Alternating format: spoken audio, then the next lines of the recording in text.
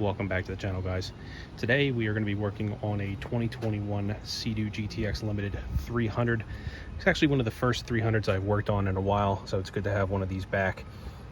Relatively good condition. Actually not even sure how many hours on here. I'm not going to wake it up yet, but the owner mentioned that he was getting a whole range of fault codes. Most of them are P in the 1600 range. Generally relates to throttle body, but of course the other telltale sign is that when he tries to run the ski, it gets stuck in limp mode, can't really accelerate anywhere. They are all telltale signs of a bad throttle body.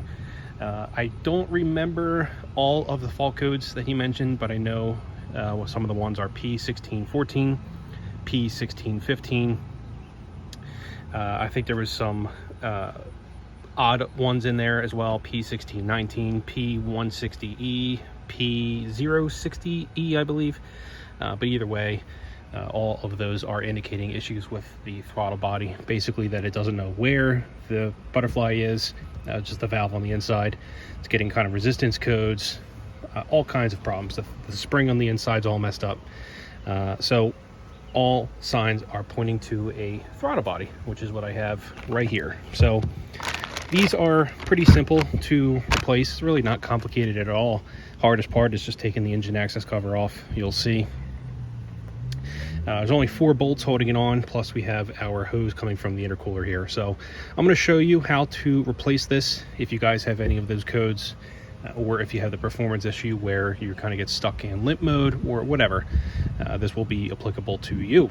Now I do want to say there are plenty of aftermarket throttle bodies that you can buy on Amazon.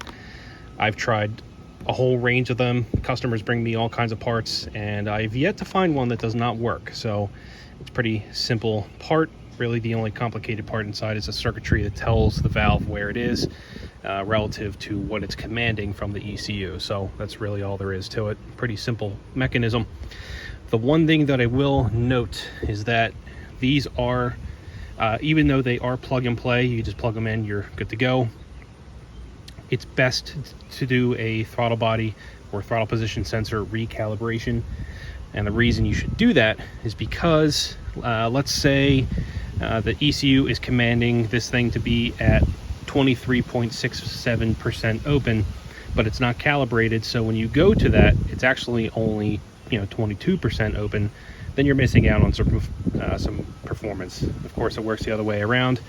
If the ECU is calibrating something less, but it's actually getting something more, you will throw some over torque codes. It's very rare. Usually the calibrations are relatively spot on. But again, it's best to, if you're going to be replacing your throttle body, to have Buds 2, Buds 3, or any other platform that can do throttle body resets or recalibrations. So I'll walk you through that process. First things first, we really just want to get this old one off and see if it's even bad in the first place. You can check it without even taking it off, but I want to take it off anyway just to show you what to look for. Now keep in mind, not all failures are alike. Sometimes you can open the valves perfectly fine and it seems like the throttle body is good, or it should be working. It could just be a sensor on the inside. Generally, the easiest way is to just use the Buds software and perform a throttle body reset. If it passes, then it's probably not the throttle body. It still could be. It's just one of those things where, there's multiple tests that you can do. Generally, it's best to just replace it if you're throwing any kind of fault codes related to the throttle body.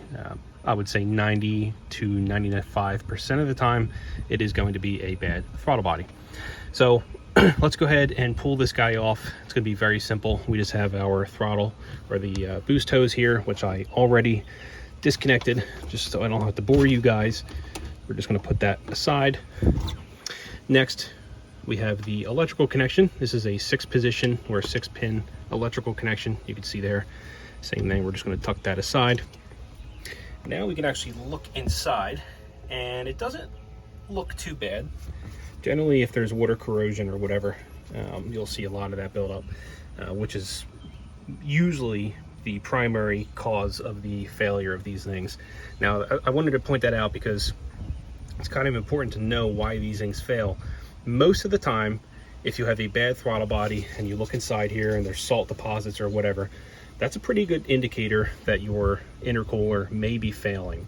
The air water channels have broken down, whatever. Now you are sending water through the air side. That is sending salt water into your throttle body and it is destroying it. The other part is just perfectly natural. It could be, normal wear and tear. However, keep in mind your intercooler is, it's dealing with compressed air. It's going from hot air to cool air. There's going to be condensation. Condensation will hit your throttle body here, and then over time it can cause it to go bad. So just because you have a bad throttle body does not mean that you have a bad intercooler. Also, just keep in mind that if you do have a bad throttle body, it could be that you have a bad intercooler. So there's multiple steps of testing. But either way, let's go ahead and pull this off now. There are 4 E8 bolts holding your throttle body on. There's 1, 2, one on the bottom here. I already loosened this one, and one on the bottom down here as well. So we'll go ahead and take those guys off, and then this will come right out.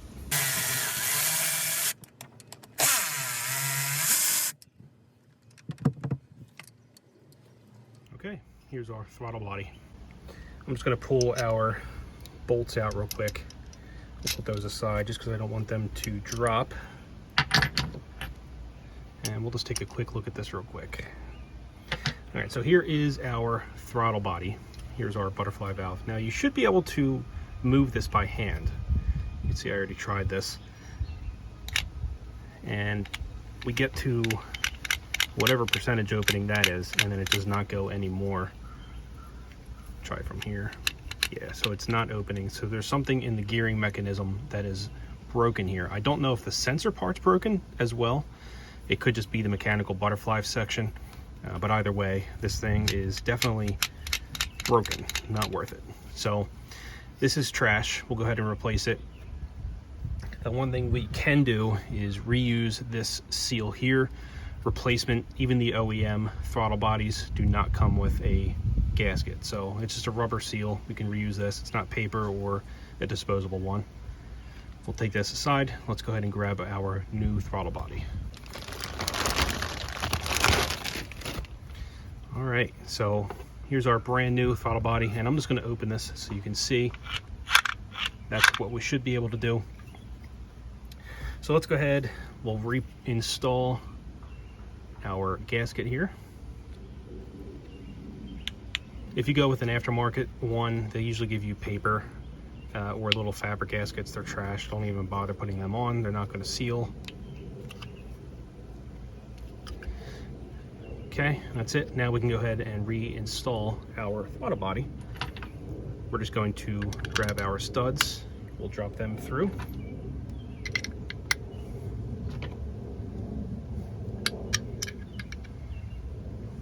Just like so. And now we just have to line it up. You want your sensor connection to be on the top side, and then you'll see we have the brass inserts on our manifold there. That is where these bolts are going to line up. So let's go ahead and do that.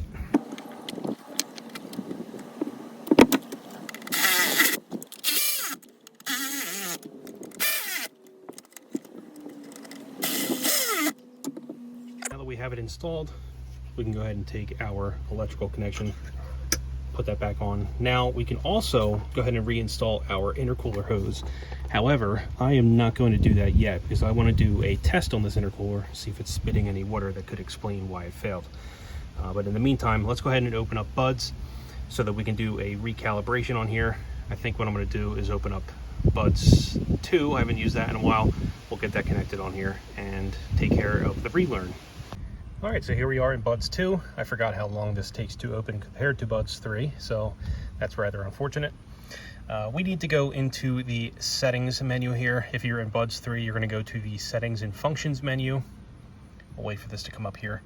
And down here at relearn TPS, you can see that it says learned right now, but that is not true. It still thinks it's on the original. So we're going to go ahead and click on that, and then we're going to go ahead and click on the play button here at the very top. And we're going to go ahead and click on the reset procedure. So this is going to start. Give it a second here. You're going to hear the throttle body click a few times. That's what we're expecting. and then it's going to walk us through the process. I believe on Buds 2 we actually have to unplug the key, wait for the ECU to shut down. This will let us know to turn it back on, and I think that's what it's doing, is just basically just checking to see if it does the self-check. So we'll wait for this. It's going to take a little bit of time. Okay. And there we go. It's finished. Now, Buds 2 will not, it looks the same as, you know, before and after. There's no clear indication that says it was relearned on the new throttle body. Buds 3 is a little bit different. It'll actually give you a check mark at the end. This one just says true regardless of whether or not it was programmed or not. So the only way to give it a real test is to actually start the ski and make sure that it runs. In this case, we're going to be doing that anyway. Let's go ahead and close out of this. What I want to do is hook up a hose to this ski. We're going to turn it on and we're going to rev it up a little bit because we want to see if any water is coming out of this hose at all. A little bit is perfectly normal. Again, there's going to be condensation, especially on humid days, but we should certainly not see a bunch of water pouring out. It's going to be a little bit hard to mimic it on the hose because we only have hose pressure. It's more ideal to do this on the water if you have the ramp or whatever that you can access. Keep the ski on the ramp, rev the engine with your intercooler hose disconnected, and if you see a lot of water coming out, that's a pretty good indication that your intercooler has failed. So let's go ahead, I'm going to get the hose hooked up and we'll stage this and see what we can do. All right, let's go ahead and do the test.